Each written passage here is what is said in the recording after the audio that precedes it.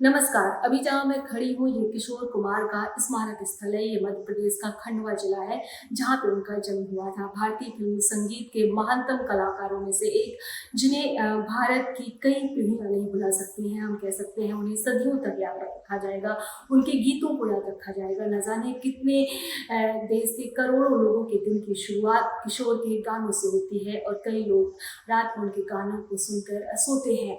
पर जहाँ पे उनका जन्म हुआ है, जहाँ पे उनकी अस्थियों को रखा गया है, जहाँ पर उनके नाम पर स्मारक स्थल बनाया गया है, अगर उसके ऑडिटोरियम की आप स्थिति देखेंगे तो आपको ऐसा लगेगा कि उन पे विशेष ध्यान नहीं दिया जा रहा है।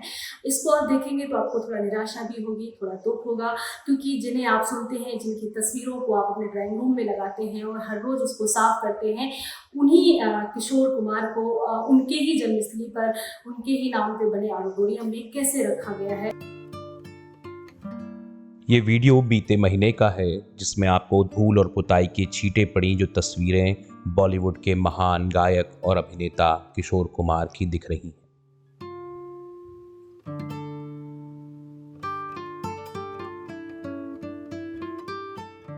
ये उनकी याद में बनी स्मारक स्थली है जो खंडवा शहर में मौजूद है।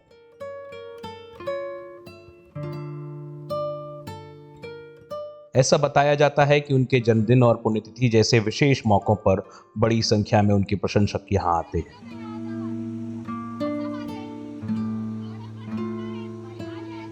सबसे पहले तो सर अपने दिमागों से कंफ्यूजन बिल्कुल निकाल देना कि खंडवा में किसी स्पॉट पर किशोर दा के नाम से कोई समाधि नहीं। इनका समाधि से कोई लेना देना नहीं। अपने हिंदुत्व में जो होता है अग्निदाह, तो किशोर दा का भी बकायदा 13 अक्टूबर 1987 को बॉम्बे से खंडवा डेड बॉडी लाकर, पीछे देखिए कॉम टाइप में 2 खजूर पेड़ा लगी दिख रहे हैं, वो स्पॉट है, वो जगह है। उस समय उनका अग्नि दहन वहां हुआ था और उसी समय थोड़ी बहुत उनकी अस्थियां जो थी ओंकारेश्वर में विसर्जित की थी और मध्य प्रदेश गवर्नमेंट ने जो थोड़ी बहुत संभाल के जो रखवाई थी।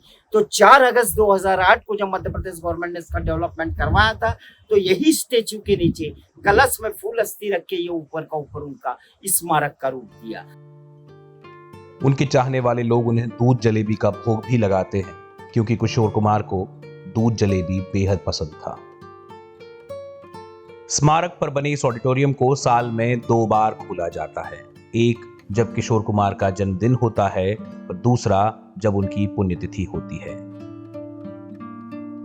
यहां उनकी याद में फिल्में दिखाई जाती हैं, गाने सुनाए जाते हैं। तो जो गुलई वाला भाग आप जो देख रहे हो ऊपर का, ये तो दादा का स्मारक हो गया।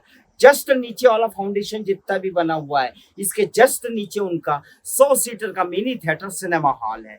तो हर साल दादा का 4 अगस्त जिस दिन बर्थ रहता है, उस दिन सुबह से शाम तक उन्हीं से संबंधित इसके नीचे उन्हीं की मूवी बताई जाती है। ओनली एक दिन बर्थ थे। बाकी महीनों में इस कमरे में धूल जमा होती है, सीलन की बदबू आती है।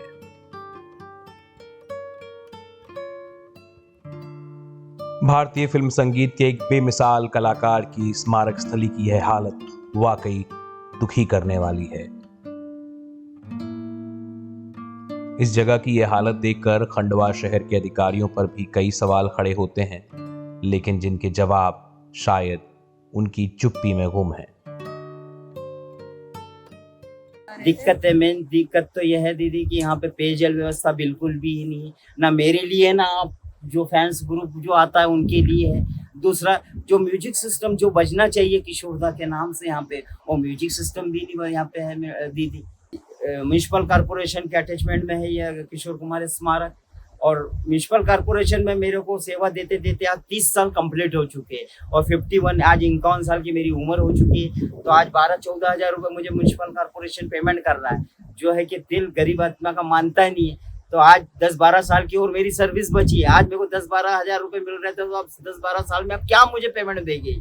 मेंटेनेंस में नगर निगम में साल में 2 कार्यक्रम होते हैं, जन्मदिन पुण्यतिथि, उस समय म्यूनिसिपल कॉर्पोरेशन 10-15 रोज पहले आ जाता है, साफ सफाई कर जाता है, फिर चले जाता है। रोजाना नहीं, डेली यूजिंग के लिए दादा की सेवा के लिए मैं हूँ, मेरा जो बनता है मेरे से अंग मेहनत तो मैं कर ही रहा हूँ साफ सफाई।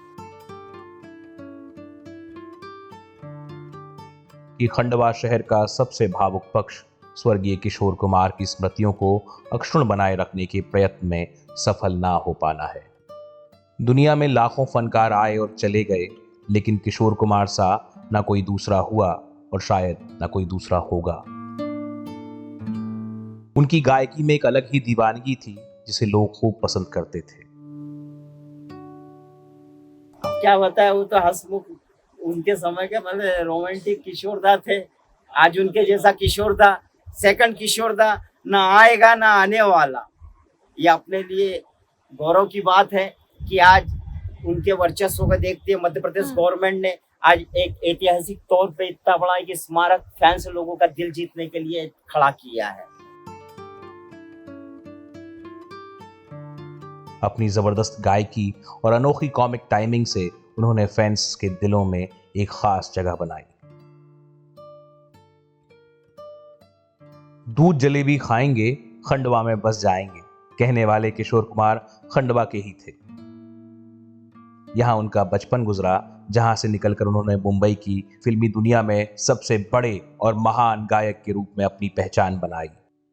मुंबई से अक्सर किशोर कुमार खंडवा आते रहते थे। वो तापड़िया झील में जब भी किशोर दा बॉम्बे से खंडवा आते थे तो उस तापड़िया झील में अपने दोस्त यारों के साथ में कभी भी अपना प्रोग्राम वहीं पे खड़ा किया करते थे। और वही प्रोग्रामों में, वही जगह पे मैं उनके कार्यक्रमों को देखने के लिए, सुनने के लिए मैं खुद अवेलेबल जाता था। उस समय मेरा खुद का बचपना था।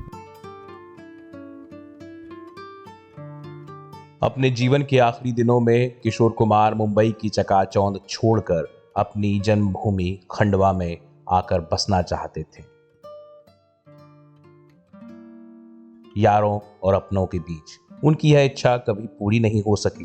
ना जाने किस व्यथित क्षण में उन्होंने वसीयत लिख दी थी कि मुझे कुछ हो जाए तो मेरे शरीर को खंडवा ले जाना, बैलगाड़ी में शव यात्रा निकाली जाए और वहीं अंतिम संस्कार हो जहां मां पिताजी का हुआ था। 13 अक्टूबर 1987 को उनके देहांत के बाद उनकी अंतिम इच्छानुसार सड़क मार्ग से उनका पार्थिव शरीर मुंबई से खंडवा लाया गया और उनकी इच्छानुसार ही यहां उनका अंतिम संस्कार किया गया। वह दिन खंडवा के लिए असाधारण दुख का दिन था।